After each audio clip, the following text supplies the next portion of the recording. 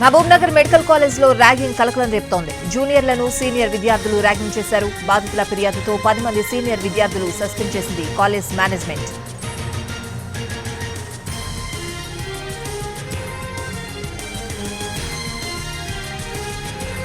దీనిపై మరిన్ని వివరాలను మా ప్రతినిధి పాషా అందిస్తారు. పాలమూరు ప్రభుత్వ మెడికల్ కళాశాలలో ర్యాగింగ్ కలకలం రేపుతుంది. 2023-24 విద్యా సంవత్సరానికి గాను కొత్తగా చేరినటువంటి విద్యార్థులను హాస్టళ్లకు వెళ్లే క్రమంలో, మెస్హాల్కు వెళ్లే క్రమంలో అడ్డగించి సీనియర్లు ర్యాగింగ్ కు పాల్పడ్డారని డైరెక్టర్ రమేష్ కు ఫిర్యాదు చేయడంతో 10 మంది విద్యార్థులను సస్పెండ్ చేసినట్టుగా తెలుస్తా ఉంది.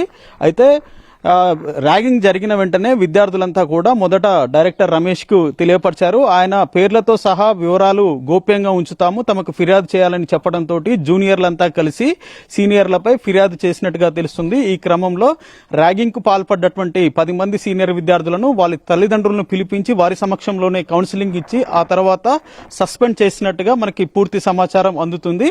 అయితే ఇప్పటికే కాలేజీలో యాంటీ ర్యాగింగ్ కమిటీలు ఉన్నప్పటికీ కూడా అవి నోటీస్ బోర్డులకే పరిమితమయ్యాయనే విమర్శలు వెల్లువెత్తుతున్నాయి. అయితే కొత్తగా చేరిన విద్యార్థుల్ని సీనియర్లు అసభ్యకరంగా తిడుతూ హాస్టళ్లకు వచ్చిన క్రమంలో, దాంతోపాటు మెస్హాల్కి వచ్చే క్రమంలో ముందుగా మేము తిన్న తర్వాతనే మీరు తినాలి, లేదా మేము ఎక్కడ కనిపించినా మాకు విష్ చేయాలి అంటూ అసభ్యకరమైనటువంటి పదజాలంతో తిట్టడం జరిగిందని చెప్పేసి ఫిర్యాదు చేశారు. ఈ క్రమంలోనే సీనియర్ విద్యార్థులకు సంబంధించినటువంటి 10 మంది విద్యార్థులకు సంబంధించినటువంటి తల్లిదండ్రులందరినీ పిలిపించి వారికి కౌన్సిలింగ్ ఇవ్వడంతో పాటు మరోసారి ఇలా జరగొద్దు అని చెప్పేసి వారి నుంచి అపాలజీ పత్రాలను కూడా తీసుకోవడం జరిగింది.